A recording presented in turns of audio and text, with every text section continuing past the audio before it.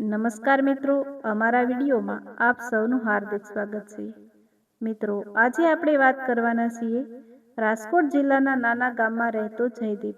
પોતાના પરિવાર માટે જીવતો એક સામાન્ય પરંતુ ખૂબ જ જવાબદાર માણસ હતો. તેની પત્ની કાવ્યા, 10 વર્ષનો દીકરો વિવાન અને વૃદ્ધ માતા શારદાબા તેની આખી દુનિયા હતા. ગામના લોકો કહેતા કે જો કોઈ સાચા અર્થમાં પરિવાર માટે જીવતો માણસ હોય તો તે જયદીપ હતો. એક દિવસ શહેરમાં કામ માટે નીકળેલા જયદીપની બસ પહાડી વિસ્તારમાં ભયંકર અકસ્માતનો ભોગ બની. બસ ઊંડી ખીણમાં પડી ગઈ અને તેમાં ભીષણ આગ લાગી. બચાવ દળે ઘણા મૃતદેહો બહાર કાઢ્યા, પરંતુ કેટલાક લોકોનો કોઈ પત્તો જ મળ્યો નહીં. મુસાફરોની યાદીમાં જયદીપનું નામ હોવાથી સરકાર તરફથી તેને મૃત જાહેર કરવામાં આવ્યું. પરિવાર ઉપર જાણે આકાશ તૂટી પડ્યું. કાવ્યા રોજ દરવાજા તરફ જોઈને કહેતી કે એક દિવસ મારા જયદીપ જરૂર પાછા આવશે. પરંતુ ગામના લોકો તેને સમજાવતા કે હવે હકીકત સ્વીકારી લે. મહિના વર્ષોમાં બદલાઈ ગયા. કાવ્યાએ ઘરની જવાબદારી સંભાળી. લોકોનો વાસણો ધોઈ, કપડાં સીવી અને રાત દિવસ મહેનત કરીને દીકરાને ભણાવ્યો. શારદાબા રોજ ભગવાન સામે દીવો કરીને એક જ પ્રાર્થના કરતી કે જો મારો દીકરો જીવતો હોય તો તેને મારી સામે લાવી દેજો, અને જો ના હોય તો મને તેની પાસે લઈ જજો. સમય આગળ વધતો ગયો. 5 વર્ષ વીતી ગયા. વિવાન હવે મોટો થઈ ગયો હતો. પિતાની યાદમાં તેની આંખો વારંવાર ભીની થઈ જતી, પરંતુ તે માતાને ક્યારેય રડતો ન દેખાડતો. એક દિવસ ગામમાં અચાનક સમાચાર આવ્યા કે શહેરમાં એક અજાણ્યો માણસ હોસ્પિટલમાં દાખલ થયો છે, જેને પોતાની ઓળખ યાદ નથી અને તેના હાથમાં માત્ર એક જૂની ઘડિયાળ છે, જેની પાછળ લખેલું છે કાવ્યા માટે જીવનભર.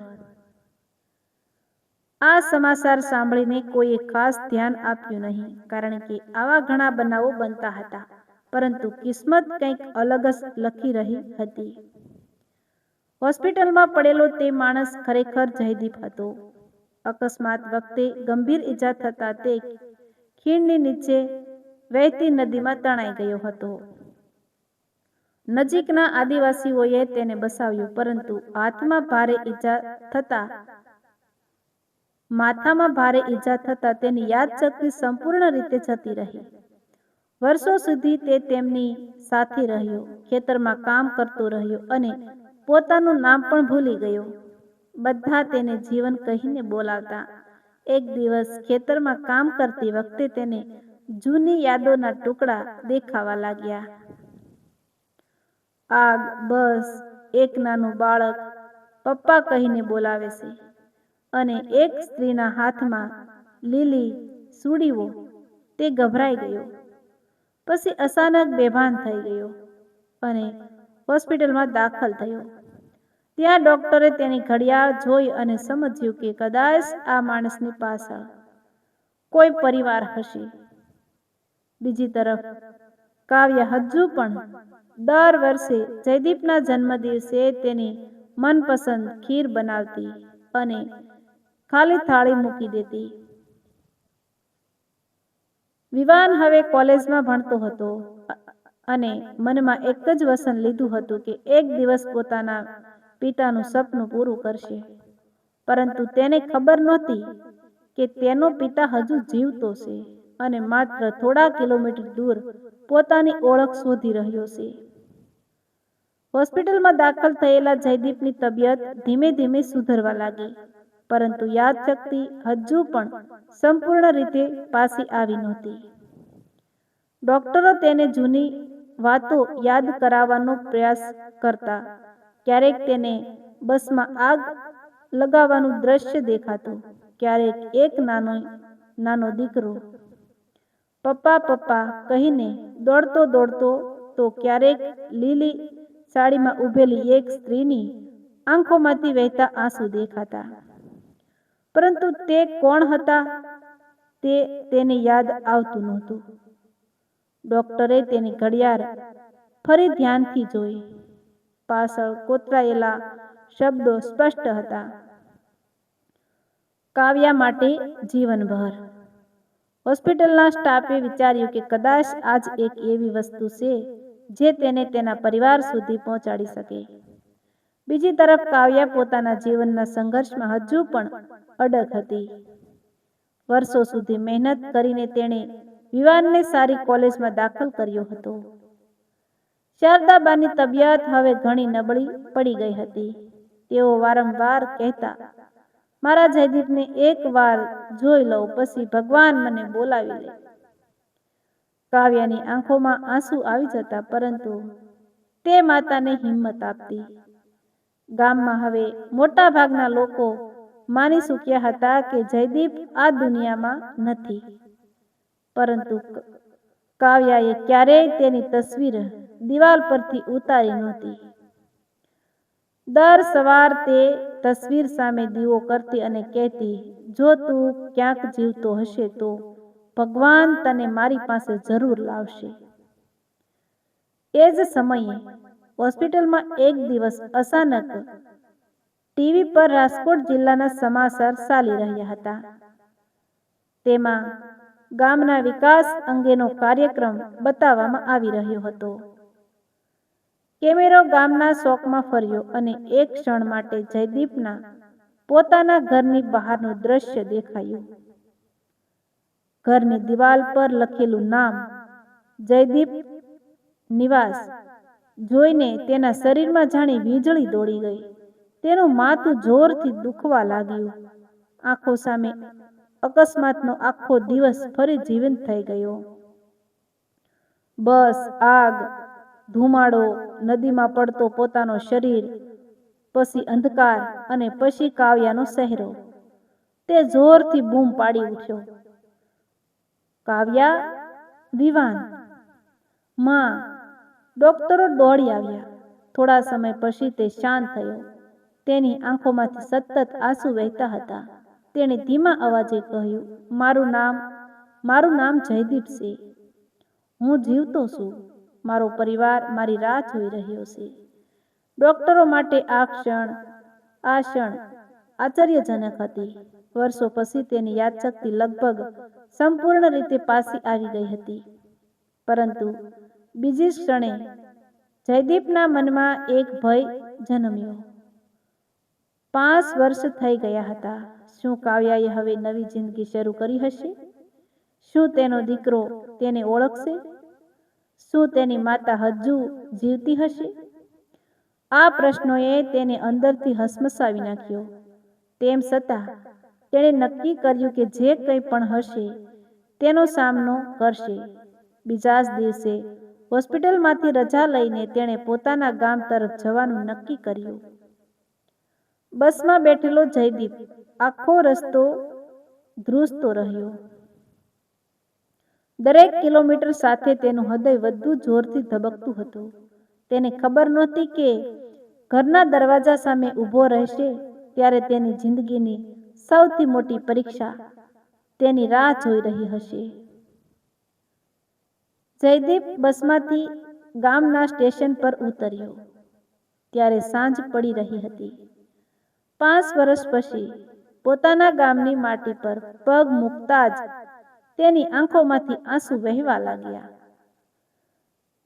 દરેક રસ્તો, દરેક વૃક્ષ અને દરેક ઘર તેની જૂની યાદોને જીવંત કરી રહ્યા હતા. તે ધીમે ધીમે પોતાના ઘરની તરફ ચાલવા લાગ્યો. દૂરથી જ તેણે પોતાનું ઘર જોયું. ઘરની દિવાલો હવે જૂની થઈ ગઈ હતી, પરંતુ દરવાજા પાસેનું તુલસીનું કુંડું હજુ પણ એ જ જગ્યાએ હતું. જયદીપનું હૃદય જોરથી ધબકવા લાગ્યું. તે થોડા પગલાં આગળ વધ્યો, પરંતુ અચાનક અંદરથી કાવ્યાનો અવાજ સંભળાયો. કાવ્યા પોતાના દીકરા વિવાનને કહી રહી હતી, બેટા, તારા પપ્પા આજે હોત તો તને જોઈને કેટલા ખુશ થતા. તું જે સફળતા મેળવી છે એ જોઈને તેમની આંખોમાં ગર્વના આંસુ આવી જાત. આ શબ્દો સાંભળીને જયદીપ દરવાજાની બહાર જ ઊભો રહી ગયો. 5 વર્ષ પછી પણ કાવ્યાએ તેને ભૂલ્યો નહોતો. તેના હાથ ધ્રુજવા લાગ્યા. એ જ સમયે શારદાબા લાકડીના ટેકે બહાર આવ્યા. તેમની નજર દરવાજા પાસે ઊભેલા અજાણ્યા માણસ પર પડી. પહેલા તો તેમને કંઈ સમજાયું નહીં, પરંતુ જયદીપના ચહેરા પરનો જન્મનું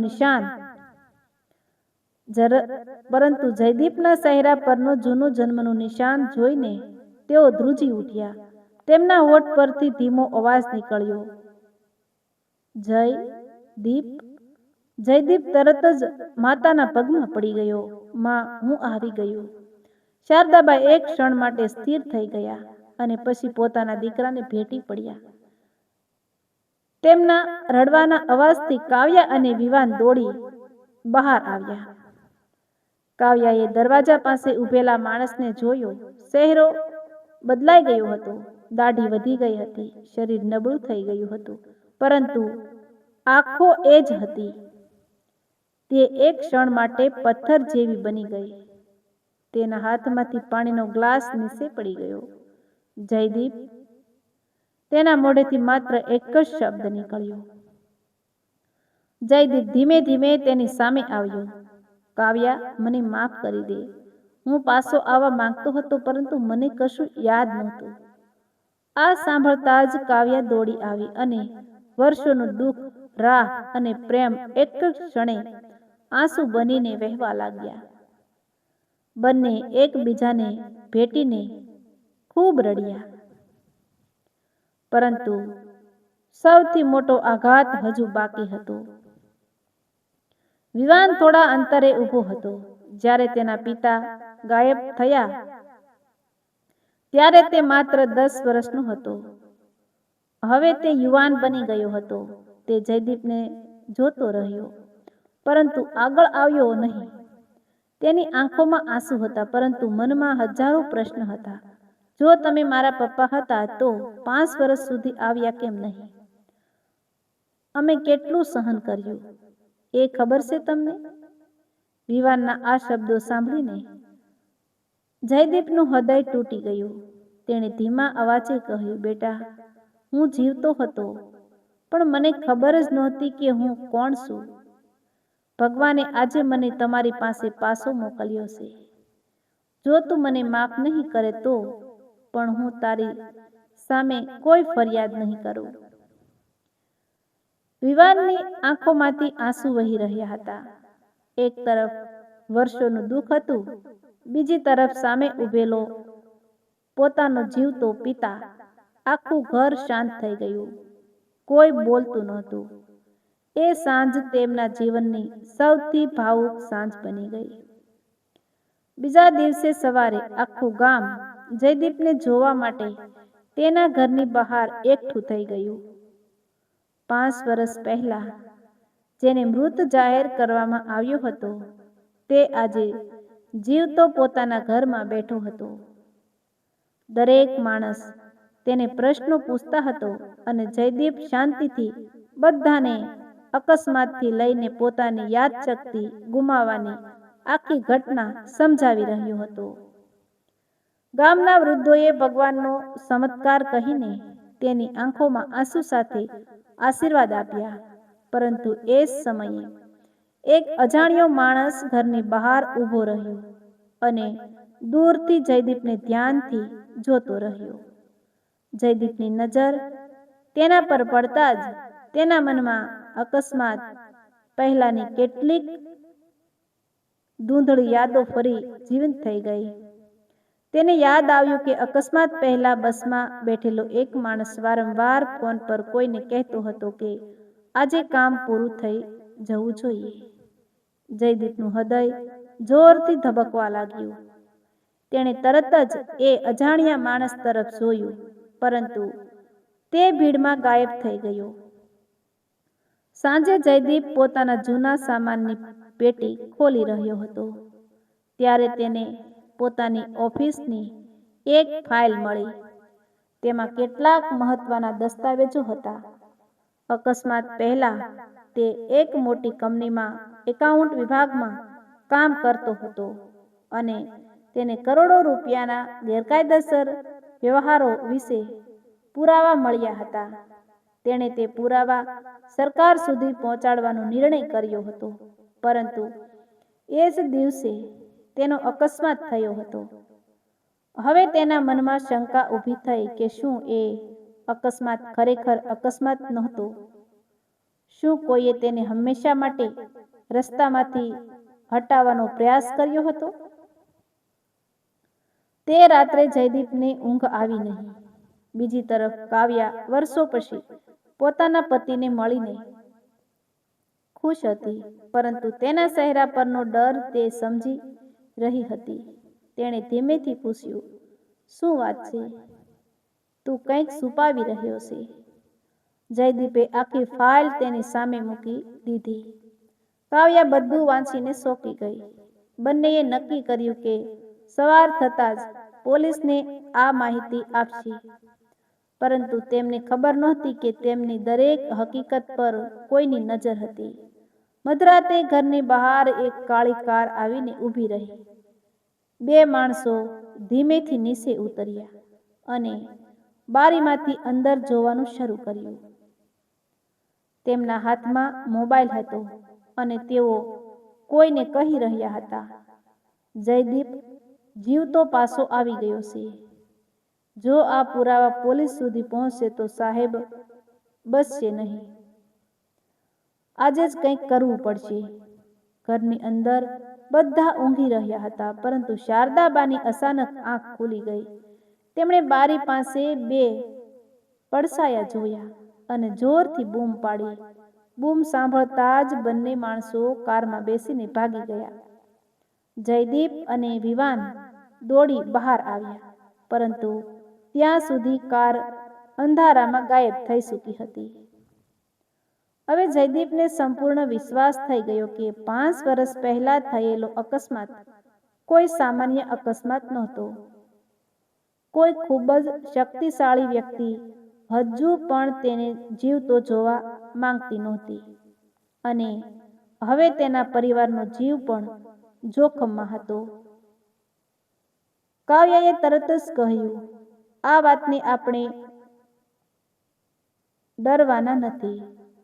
આ વખતે આપણે ડરવાના નથી. 5 વર્ષ પહેલા તું એકલો હતો, આજે આખો પરિવાર તારી સાથે છે. જયદીપે પોતાના દીકરા વિવાન તરફ જોયું. પહેલી વાર વિવાન આગળ આવ્યો. પોતાના પિતાનો હાથ મજબૂત રીતે પકડીને બોલ્યો, પપ્પા, આ વખતે હું તમને કંઈ નહીં થવા દઉં. આ શબ્દો સાંભળીને જયદીપની આંખોમાંથી આંસુ વહી ગયા, પરંતુ તેને ખબર નહોતી કે બીજા જ દિવસે પોલીસ તપાસ દરમિયાન જે નામ સામે આવવાનું હતું, તે નામ સાંભળીને માત્ર તેનો પરિવાર જ નહીં, આખું ગામ સદબદ થઈ જવાનું હતું. સવારે જયદીપ, કાવ્યા અને વિવાન સીધા પોલીસ સ્ટેશન પહોંચ્યા. જયદીપે પોતાની પાસે રહેલી તમામ ફાઇલ, જૂના દસ્તાવેજો અને 5 વર્ષ પહેલા થયેલા અકસ્માત પહેલાની દરેક વાત પોલીસ અધિકારીને કહી. શરૂઆતમાં અધિકારીઓને લાગ્યું કે આ માત્ર એક સંજોગ હશે, પરંતુ જ્યારે દસ્તાવેજોની તપાસ શરૂ થઈ ત્યારે કરોડો રૂપિયાના ગેરકાયદેસર વ્યવહારોના પુરાવા સામે આવ્યા. પોલીસે તરત જ એક વિષય તપાસ ટીમ બનાવી. અકસ્માતની જૂની ફાઇલ ફરી ખોલવામાં આવી. બસના ડ્રાઈવરનો મોબાઈલ રેકોર્ડ, મુસાફરોની યાદી અને તે દિવસના સીસીટીવી ફૂટેજ ફરી તપાસવામાં આવ્યા. થોડા જ કલાકોમાં એક ચોંકાવનારી માહિતી સામે આવી. અકસ્માતના થોડા સમય પહેલા બસની બ્રેક સાથે છેડા કરવામાં આવ્યા હતા, કે જે ઘટના બધાએ અકસ્માત માની હતી તે હકીકતમાં એક સુનિયોજિત કાવતરું હતું. આ સમાચાર સાંભળીને જયદીપની આંખો સામે 5 વર્ષ જૂનું દ્રશ્ય ફરી જીવંત થઈ ગયું. હવે તેને બસમાં બેઠેલો ફોન પર વાત કરતો અજાણ્યો માણસ પણ સ્પષ્ટ યાદ આવવા લાગ્યો. પોલીસે સીસીટીવીમાં તેનો ચહેરો શોધવાનો પ્રયાસ કર્યો અને આખરે તેની ઓળખ મળી ગઈ. તે માણસ એક મોટી કંપનીના માલિક વિક્રમસિંહનો ખાસ માણસ હતો. વિક્રમસિંહ જ ઉદ્યોગપતિ હતો, જેના ગેરકાયદેસર નાણાકીય કૌભાંડ પુરાવા જયદીપ પાસે હતા. તપાસ આગળ વધતા ખુલાસો થયો કે જયદીપને હંમેશા માટે રસ્તામાંથી હટાવવા માટે જ બસ સાથે છેડા કરાવવામાં આવ્યા હતા. પરંતુ કિસ્મતે તેને બચાવી લીધો અને યાદશક્તિ ગુમાવવાના કારણે આરોપીઓ વર્ષો સુધી નિશ્ચિત રહ્યા. હવે જયદીપ જીવતો પાછો ફરતા તેઓ ફરી ગભરાઈ ગયા હતા. પોલીસે તરત જ વિક્રમસિંહની ઓફિસ અને ઘરમાં દરોડા પાડ્યા. કરોડો રૂપિયાના ગેરકાયદેસર દસ્તાવેજો, નકલી કંપનીઓના રેકોર્ડ અને અનેક પુરાવા મળી આવ્યા. બીજી તરફ સમાચાર આખા રાજ્યમાં ફેલાઈ ગયા. ટીવી ચેનલો પર એક જ હેડલાઇન ચાલી રહી હતી: 5 વર્ષ પહેલા મૃત જાહેર કરાયેલ વ્યક્તિ જીવતો પાછો ફર્યો. અકસ્માત નહીં, પરંતુ હત્યાનો પ્રયાસ. ગામના લોકો ટીવી સામે બેઠા હતા અને સૌને ગર્વ હતો કે જયદીપે વર્ષો પહેલા સત્યનો સાથ છોડ્યો નહોતો. પરંતુ વિક્રમસિંહ હજુ પોલીસના હાથમાં આવ્યો નહોતો. તે શહેર છોડીને ભાગી ગયો હતો. જતા પહેલા તેણે પોતાના માણસોને છેલ્લો આદેશ આપ્યો: જયદીપ કોર્ટ સુધી જીવતો પહોંચવો જોઈએ નહીં. આ તરફ કાવ્યાને પોલીસ તરફથી સુરક્ષા આપવામાં આવી. વિવાન પણ હવે પોતાના પિતાની એક ક્ષણ માટે પણ સાથ છોડતો નહોતો. શારદાબા રોજ ભગવાનનો આભાર માનતા હતા કે તેમનો દીકરો પાછો આવ્યો, પરંતુ સાથે જ તેઓ એક જ પ્રાર્થના કરતા: હવે મારા પરિવાર પર ફરી કોઈ દુઃખ ન આવે. એ જ રાત્રે જયદીપના મોબાઈલ પર અજાણ્યા નંબર પરથી એક કોલ આવ્યો. સામેથી ધીમો અવાજ આવ્યો: તું 5 વર્ષ પહેલા બચી ગયો હતો, પરંતુ આ વખતે નહીં બચી શકે. જો તું કોર્ટમાં ગયો તો તારો આખો પરિવાર ખતમ થઈ જશે. ફોન તરત જ કટ થઈ ગયો. જયદીપના હાથ કંપવા લાગ્યા. કાવ્યાએ તેની આંખોમાં ડર જોઈ લીધો, પરંતુ તેણે મજબૂત અવાજમાં કહ્યું: આપણે હવે સત્યથી પાછળ નહીં હટીએ, ભલે જે થાય. બીજા દિવસે કોર્ટમાં પ્રથમ સુનાવણી હતી અને કોઈને ખબર નહોતી કે કોર્ટ જતા રસ્તામાં એક એવો હુમલો થવાનો હતો જે ફરી એકવાર આખા પરિવારના જીવનને જોખમમાં મૂકી દેશે. બીજા દિવસે વહેલી સવારે પોલીસની સુરક્ષા વચ્ચે જયદીપ પોતાના પરિવાર સાથે કોર્ટ તરફ નીકળ્યો. 2 પોલીસની ગાડીઓ આગળ અને પાછળ ચાલી રહી હતી. કાવ્યા સતત ભગવાનનું નામ લઈ રહી હતી. વિવાન પોતાના પિતાનો હાથ પકડીને બેઠો હતો અને શારદાબા આંખો બંધ કરીને પ્રાર્થના કરી રહ્યા હતા. કોર્ટથી માત્ર થોડા કિલોમીટર દૂર પહોંચ્યા ત્યારે અચાનક એક મોટી ટ્રક પોલીસની ગાડી સાથે ટક્કર મારવાનો પ્રયાસ કર્યો. પોલીસે તરત જ પરિસ્થિતિ સંભાળી લીધી. હુમલાખોરોએ કાર રોકવાનો પ્રયત્ન કર્યો, પરંતુ પોલીસના જવાનોએ બહાદુરીથી જવાબ આપ્યો. થોડા જ મિનિટોમાં 2 હુમલાખોર પકડાઈ ગયા, જ્યારે બાકીના ભાગી ગયા. તેમની પૂછપરછમાં તેમણે સ્વીકારી લીધું કે તેમને વિક્રમસિંહે મોકલ્યા હતા, જેથી જયદીપ કોર્ટ સુધી જીવતો ન પહોંચી શકે. આ નિવેદન મળતા જ પોલીસે આખા શહેરમાં નાકાબંધી કરી દીધી. સાંજ પડતા વિક્રમસિંહ એક ફાર્મ હાઉસમાંથી ઝડપાઈ ગયો. તેની ધરપકડના સમાચાર ટીવી પર આવતા જ આખું ગામ ખુશીથી ઝૂમી ઉઠ્યું. કોર્ટમાં કેસ શરૂ થયો. સરકારી વકીલે જયદીપ દ્વારા સાચવી રાખેલા દસ્તાવેજો, બેંકના રેકોર્ડ, હુમલાખોરોના નિવેદનો અને અકસ્માતના તમામ વૈજ્ઞાનિક પુરાવા રજૂ કર્યા. વિક્રમસિંહના વકીલોએ ઘણો બચાવ કરવાનો પ્રયાસ કર્યો, પરંતુ દરેક પુરાવો તેના વિરુદ્ધ જતો રહ્યો. આખરે ન્યાયાધીશે કહ્યું, સત્ય થોડા સમય માટે દબાઈ શકે, પરંતુ હંમેશા માટે ક્યારેય દબાઈ શકતું નથી. કોર્ટ વિક્રમસિંહને આજીવન કેદની સજા ફટકારી અને ગેરકાયદેસર કમાયેલા સંપત્તિ જપ્ત કરવાનો આદેશ આપ્યો. ચુકાદો સાંભળીને જયદીપસિંહની આંખોમાંથી વર્ષોનું દુઃખ આંસુ બનીને બહાર આવી ગયું. તેણે કાવ્યાનો હાથ પકડીને કહ્યું, જો તું મારી રાહ ન જોઈ હોત તો કદાચ આજે હું અહીં ન હોત. કાવ્યાએ હસતા હસતા કહ્યું, પ્રેમ ક્યારેય મૃત્યુથી હારતો નથી. વિવાન પોતાના પિતાને ભેટી પડ્યો અને બોલ્યો, આજે મને ફરી મારા પપ્પા મળી ગયા. શારદાબાઈએ કંપતા હાથથી પોતાના દીકરાના માથા પર હાથ ફેરવ્યો અને કહ્યું, ભગવાનને મારી છેલ્લી ઈચ્છા પૂરી કરી. થોડા મહિનાઓ પછી જયદીપને તેની ઈમાનદારી બદલ રાજ્ય સરકાર દ્વારા સન્માનિત કરવામાં આવ્યો. તે ફરી સામાન્ય જીવન જીવવા લાગ્યો, પરંતુ હવે તે યુવાનોને એક જ વાત સમજાવતો હતો કે સત્યનો રસ્તો મુશ્કેલ જરૂર હોય છે, પરંતુ અંતે જીત હંમેશા સત્યની જ થાય છે. દર વર્ષે પોતાના અકસ્માતના દિવસે આખો પરિવાર મંદિર જઈ ભગવાનનો આભાર માનતો, કારણ કે તેમણે માત્ર એક માણસને જ નહીં, પરંતુ આખા પરિવારને ફરી એકવાર જીવવાનું કારણ આપ્યું હતું. ગામના લોકો આજે પણ આ ઘટનાને ચમત્કાર તરીકે યાદ કરે છે.